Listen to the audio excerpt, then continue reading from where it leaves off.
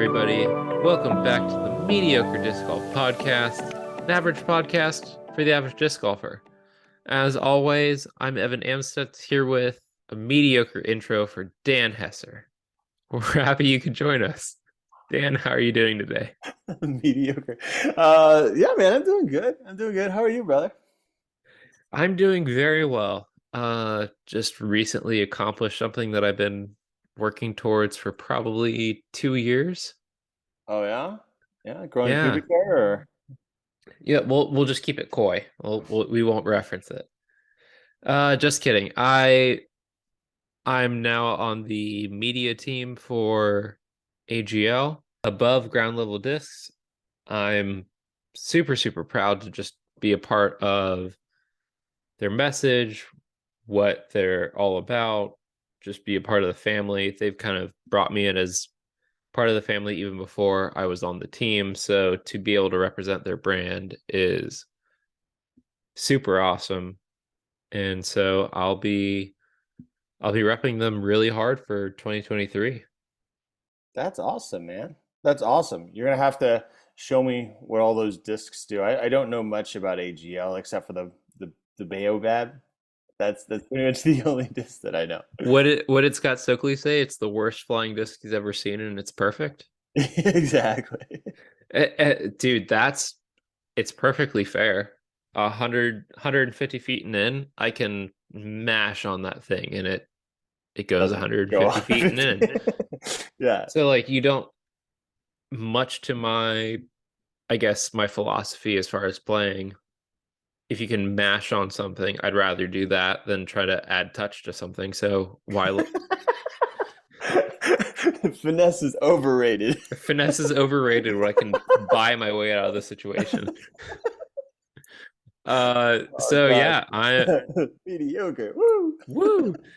I'm super excited to be a part of the AGL family and their message, uh, really promoting sustainability.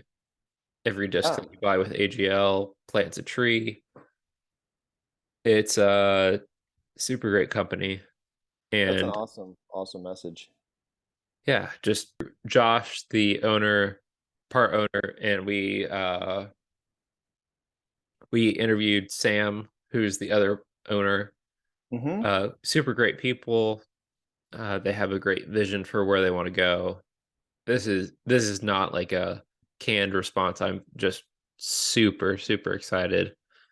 Probably 75-80% of my bag has already been AGL even prior to this, just because I Oh wow. appreciate what they're doing. So super excited. If anybody has any questions, let me know. I'll probably be doing a series on my Instagram about like if you want to jump over to AGL, what discs do what as far as my past experience. And if you want to follow me on Instagram, I'll be doing a lot more of like just general content, probably sharing how I come up with some of that content, all that sort of stuff. Super Yeah, excited though. that's awesome, man. Congratulations. That's really cool. Thank you. Yeah, it definitely aligns with the be passionate about what you're sponsored by. Yeah, for sure. For sure. Well, how did you see the New World that happened in your backyard? You see what happened over there? Yeah, I watched a lot of the coverage. I wish I got to go. It was beautiful weather minus the wind. Um, but it kind of makes that course challenging. They played New World Red Course all 3 rounds, both FPO and MPO.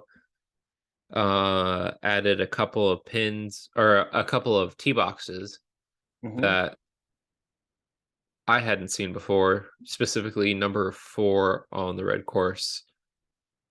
It looks like they added an MPO tee pad like 30-40 feet back, Yeah, which yep. was super cool. It was really cool to watch. I mean, local or not local, watch elite players on Attack your our local course. Yeah. yeah. Um, to be perfectly fair to the field, the best player by far, won by far. Surprise, surprise. No, I mean Isaac Robinson is seriously good, and his brother is seriously good too. That was so cool to watch both of the Robinson brothers compete and really Hmm. show what they got out there. That was super cool. I liked, Garrett obviously put on a show. That was a long bomber type course with some technical holes. He's about that. That was super cool. Yeah, Um, especially for you and I being Florida alums, like we got. yeah, yeah, we got some Gainesville roots going on. Yeah, it was cool all around to see, especially knowing some of the local people who went and showed out. Ryan Perkins, Aaron Doyle, Brad Verdeska, Trinity Bryant. Like there was a lot of local people out Yeah, there. To it Griffin was cool Griffin to Hunt follow. played in that. Lucian played in that. Yeah, Josh. yeah. Josh Young played. Yeah, it was super cool to like see some local guys, and it was really cool that the tour made it over here to kind of give those guys the experience. And I think this is what we're going to start seeing in the future is the Silver Series being this sort of like where you can kind of get a taste for it and see where you are at. Well, I'm excited to hear part two of our interview with Gannon. Really looking forward to it. Hope you guys are too. Yeah, let's jump into the interview. This week's episode is brought to you by the Disc Shop. One of the best days for a disc golfer is New Disc Day. With different runs of discs, the best way to get exactly what you want is by seeing what you're buying. The Disc Shop in Middleburg, Florida has the largest selection in store in Jacksonville. Want the latest from Discmania? The Disc Shop has you covered. Looking for starter kits to introduce your friends? Head on down to the Disc Shop. If you prefer the convenience of online shopping, head over to thediscshop.com for all your disc golf needs. Listeners get 10% off when using the code MDGPOD at checkout online or by mentioning the podcast while in store. Located halfway between Trinity and Ronnie Van Zant, the Disc Shop is the spot. So, how would you rate your season, like on a scale, we'll say 1 to 10, not PDGA rating? Oh, I'd probably rate it like an 8. Um, Definitely blew away my expectations. Mhm. Just because it didn't feel like I improved that much over the off season. But if I go now and look back at videos of me from last year, I'm just way more consistent and way better. I'm throwing a lot further than I was, and my forehand's been really useful.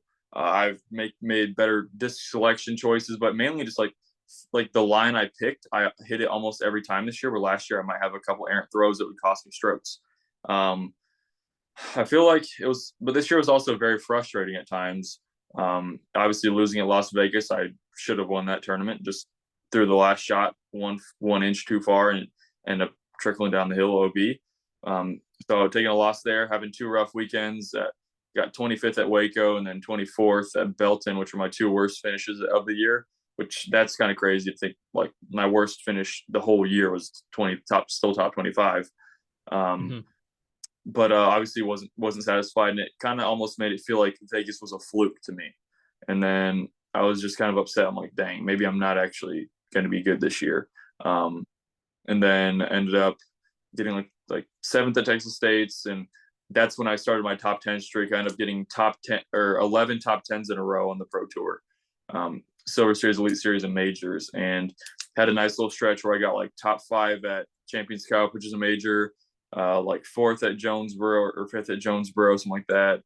Just a couple of good stretches there in the midseason, and then obviously winning Santa Cruz, and then playing like garbage the second round of Portland Open, being like so far back and end up getting 4th place there as well. So had a lot of good stretches on tour, and but yeah, just looking back, being so close, there's like 3 tournaments I really feel like I should have won that I didn't, and that that hurts obviously, and it hurt more because I mean I didn't know I was going to win USDGC. It's not like I was going to win something in the middle of the year, and I won something at the very end. Maybe if I won something in the middle, I would have felt a little more confident with the winning more tournaments. But that's just experience moving forward, and I know I'm not going to make those same mistakes again if I'm in that situation. Yeah.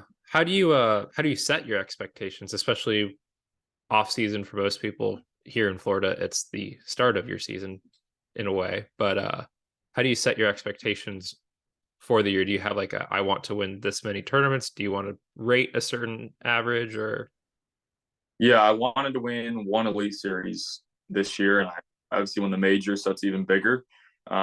So I guess you can say I exceeded that. I wanted to get like a Silver Series win too, which I got, which that felt good. And I won the Silver Series with probably one of the best fields too at Masters Cup. I mean, Macbeth was Conrad, Matteo. We had a lot of great players there. But I think next year moving forward, I'm gonna set my expectations for to be like one of the top two players in the world. The field's going to be even tougher next year. And I want to be, I want to get like 3 wins next year on the Elite Series, considering I was so close this year and how much I improved from this year from last year.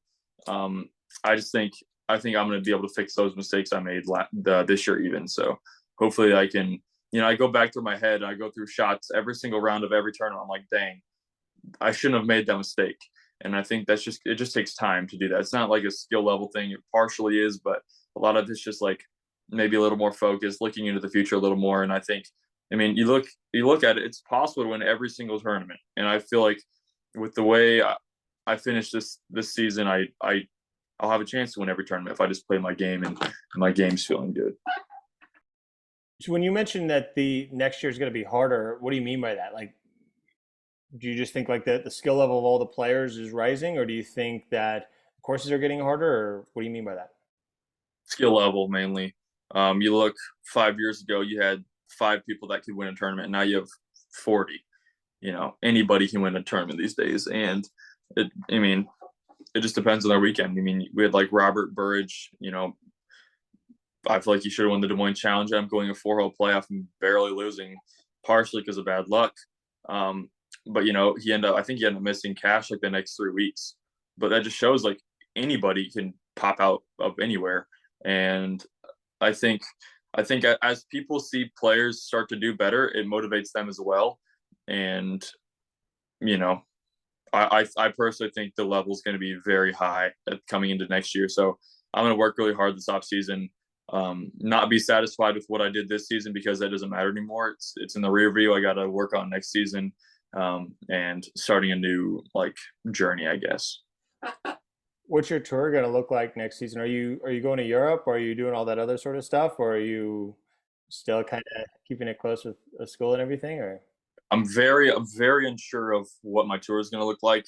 I do know for a fact though I'll be playing every major.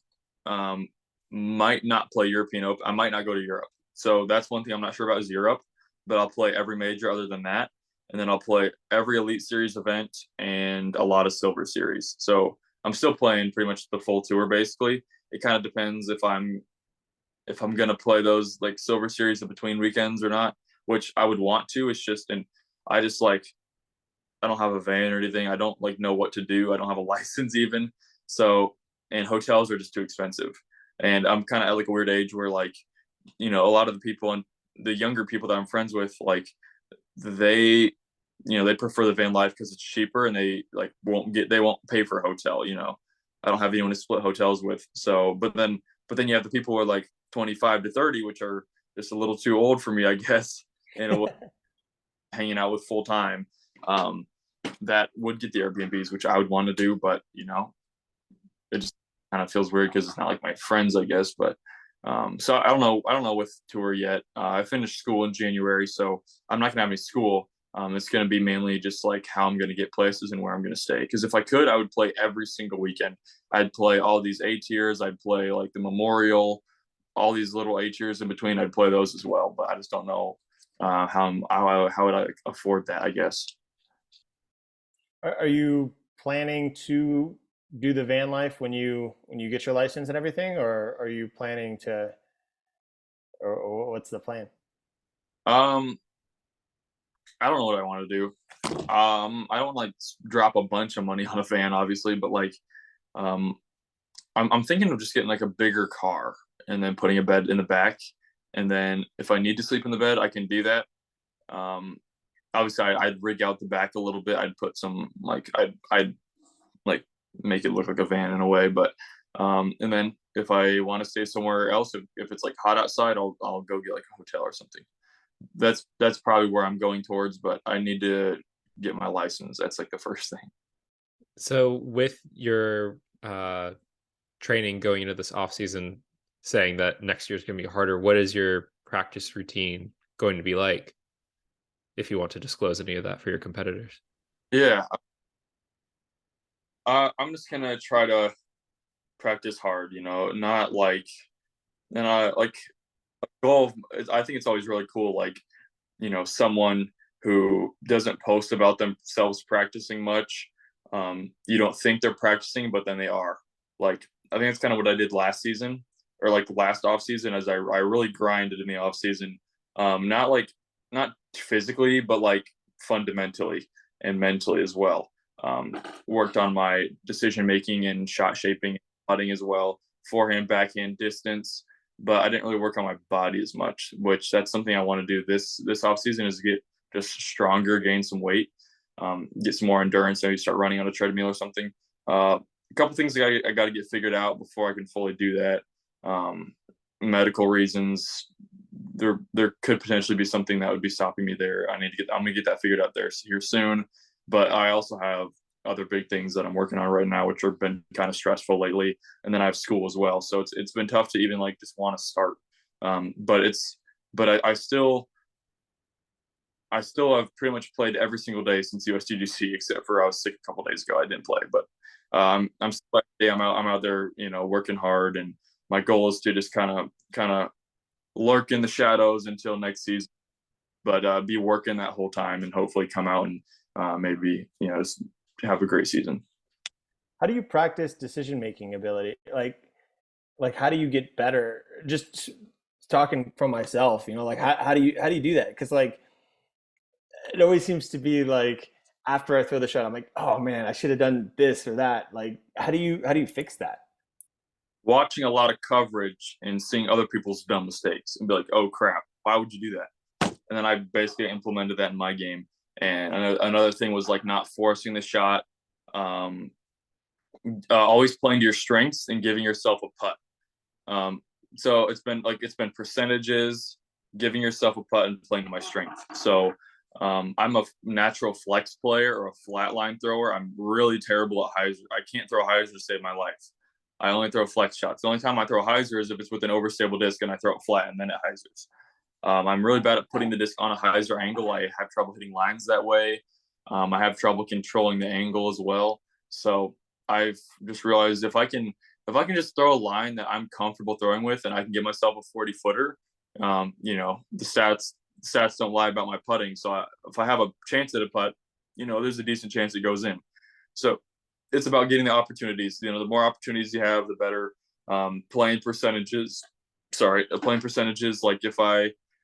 If it's really hard to explain, but it'd be like having a tight gap that will get you a park job, or a big gap that will give you a putt. I'm always going for the big gap. A lot of people on the tour will go for the tight gap, trying to park it. Like maybe it looks cleaner, but it's really not. Or like throwing over the top has helped me a lot this year. It takes the gaps out of play, so that's a big thing. But yeah, just watching a lot of footage of myself, even and just working on my game over the off season, and being able to execute the shots that I want to throw, that I feel comfortable with, and feeling confidence is a huge thing. So if I see a shot I feel good about, I usually throw it good. That makes sense. I've definitely been, just getting a putt is all you need a lot of times. So I definitely get that. Yeah, sometimes I struggle with the whole, do I take the big gap that might be higher percentage of me actually hitting it, or do I take the small gap that's like a forehand that I'm very confident in? So that's something that I need to work on, especially because my next tournament's a heavy wood style course. So I might need to watch some coverage and see what you're talking about. Yeah, look up fail videos, and then you'll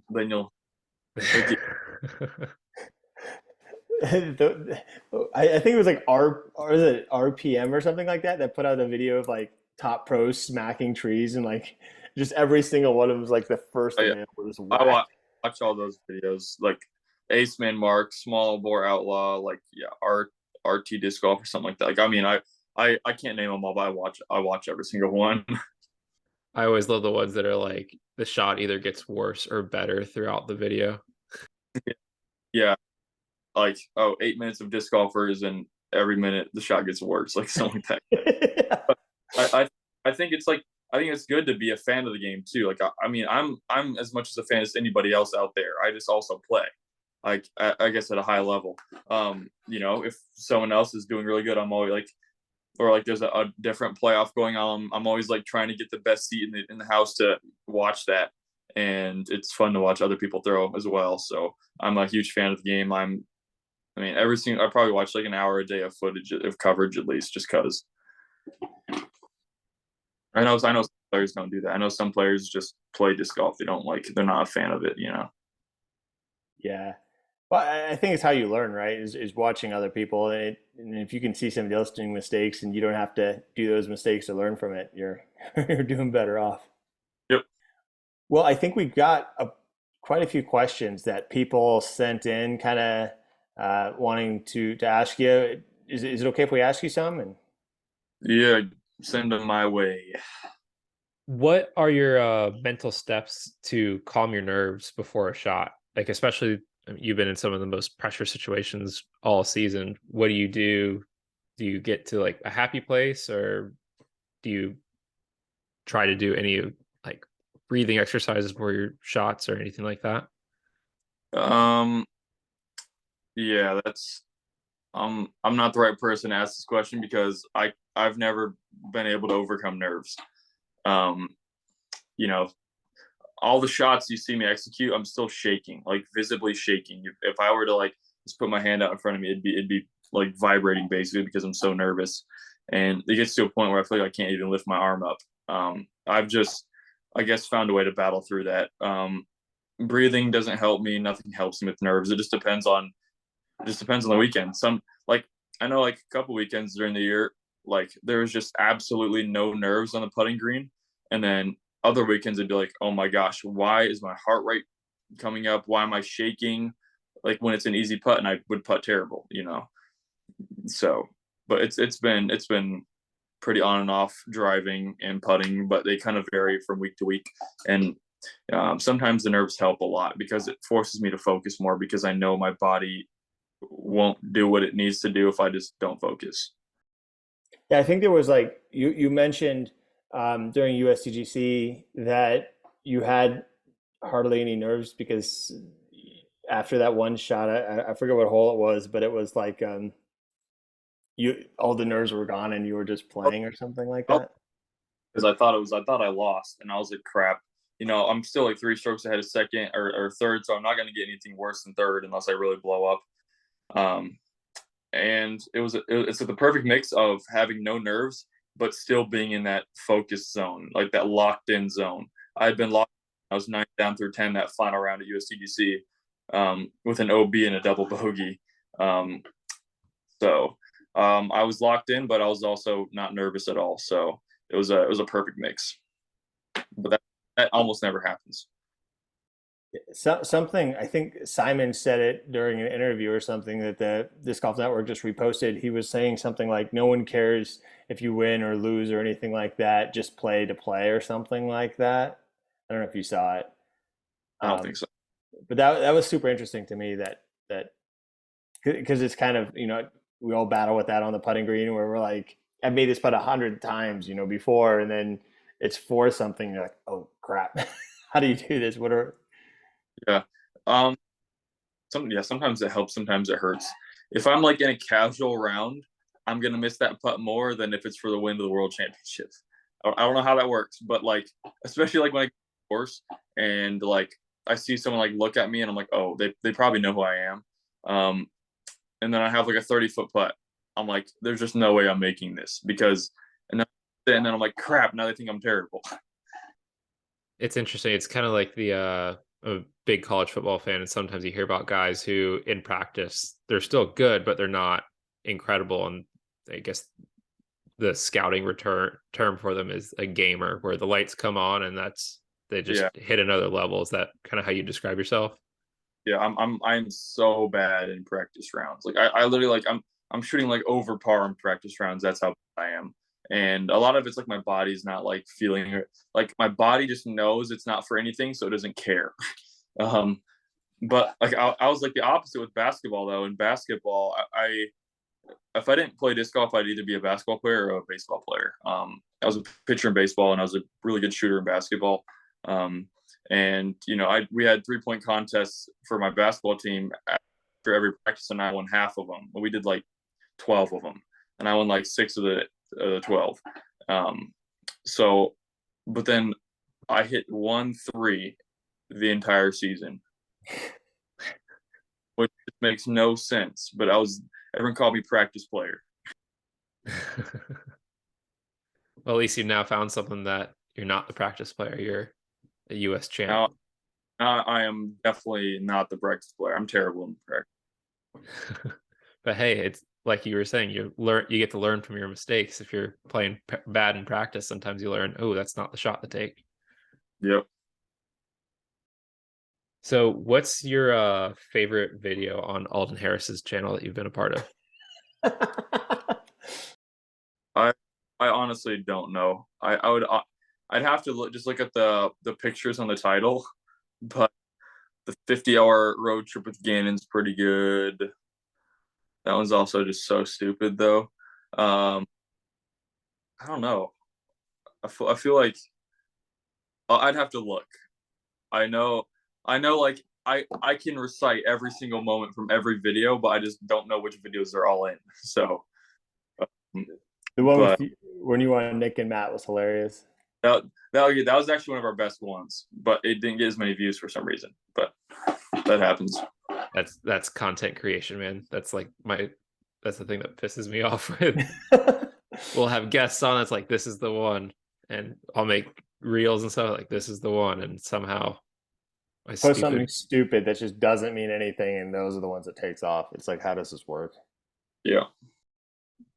So kind of piggybacking off of this, who had better hair, Alden or Gavin before he cut it? Alden. I hate Gavin's long hair. I literally hated it. I couldn't stand it. So dumb. But Gavin looks so much better with short hair, but Alden I feel like he'd look dumb with short hair. So I'd say Alden's got to keep his long hair. Solid. Has your disc golf success made you more popular at school, or do your classmates even know what you do? No, not at all. Nobody in school really cares. There's a couple teachers that follow it, but I get recognized like a little bit by teachers, and sometimes kids are like, "Oh, you're the disc golfer," but like, I mean, not in terms of like popularity. Like, no, I've never been a popular kid, so I'm plus I'm never in school. So like when I'm like during the season, like at the end of the season, like I'm not really in school that much. I was only in school like 7 days out of the 45 in the first term, so people don't even see me in school. That's crazy. So are you doing more like an online based or like virtual type school then, or is it like how do you keep up, man? Like I had like a graphic design class, so that you have to do on your computer anyway. So it's like kind of online in a way. It always helps to be in person because you don't get the full explanation if you're not there in person. There's definitely been classes I really struggled with because you have to be in person. Yeah, it's school's been just a little annoying because it's always lurking in the back of my head. I'm always like, crap, like I just won USDDC and I'm like, I need to pass my classes now, and I still have Pro Tour finals, it's just difficult. So yeah. Gonna be glad when it's over, huh? Any plans to go to college or anything like that, or what's the plan for?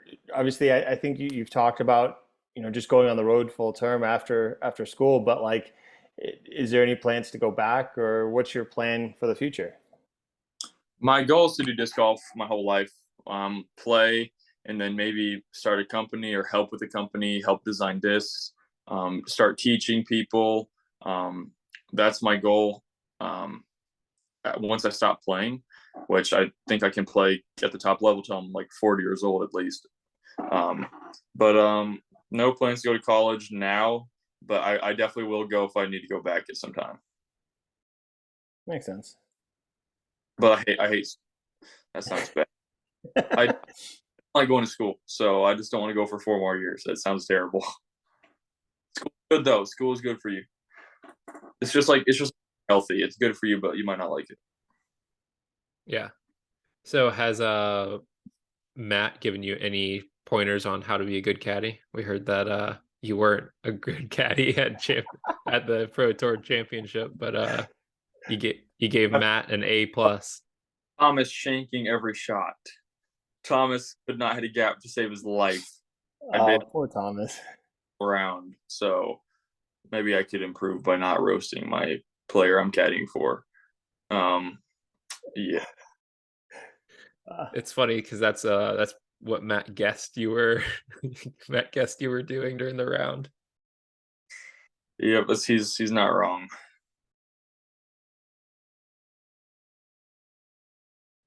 So this is my last question. Do you have a favorite disc of all time? Oh boy. Prodigy and non-Prodigy, right? Yeah. What? Yeah, Prodigy disc. Yeah.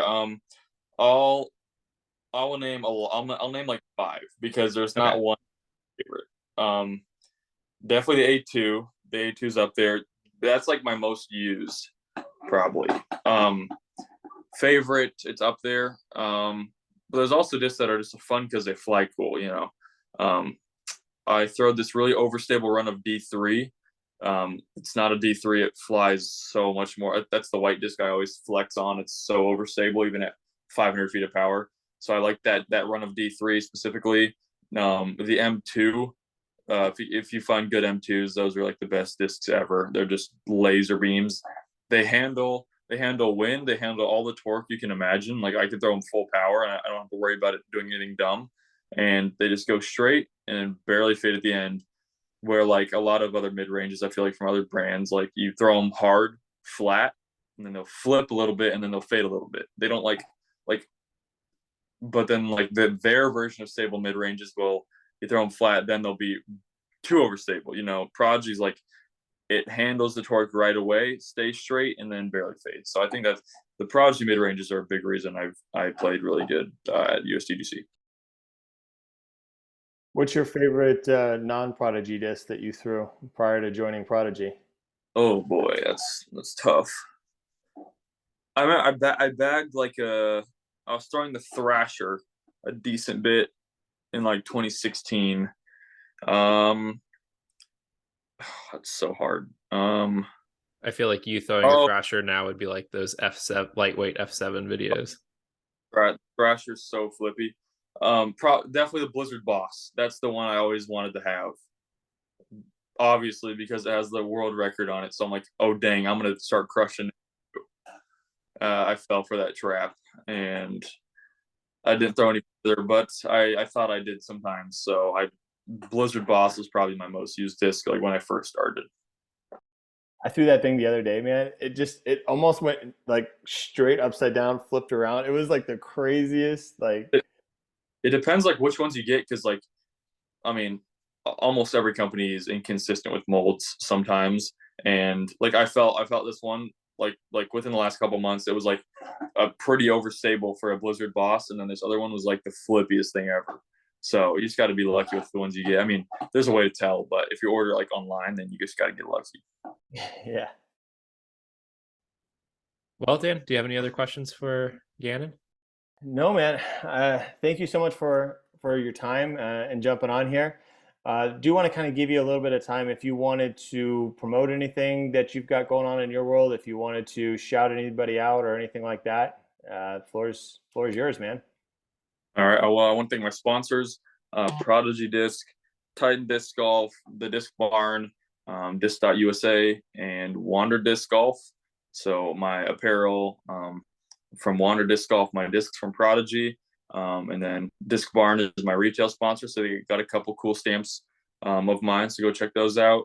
And then Disc Dot for the Disc Dots, obviously. And Titan Disc Golf for always being an amazing supporter of my journeys ever since the start. And then thank you to my mom and dad for always supporting me. Thank you to all my friends on tour that make it better. And thank you guys for having me. Yeah, thanks for joining us. Really appreciate it. Well, that was awesome. It's not every day you get to talk to a USDGC champ.